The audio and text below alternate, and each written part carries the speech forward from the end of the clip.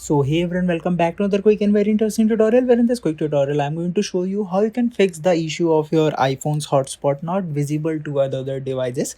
Now in order to do it, one thing you can do is just simply open the personal hotspot setting and make sure you have hit allow others to join, and make sure to open this particular page until the other device connected, because it will then hide them from the compatibility. Now if still you are not able to find your device in the personal hotspot in the Wi-Fi settings of another devices, you can do one thing. You just have to reset your network statistics, because you have made some changes that are not allowing others to join. Now in order to do it, just simply open the general, scroll down, go to this option of transfer and reset, hit this option of reset, and here you'll see this option of reset network settings. Just simply tap over there and all the settings of your iPhone's network will be reset, and now with the fresh start, everyone will be able to join to your hotspot network.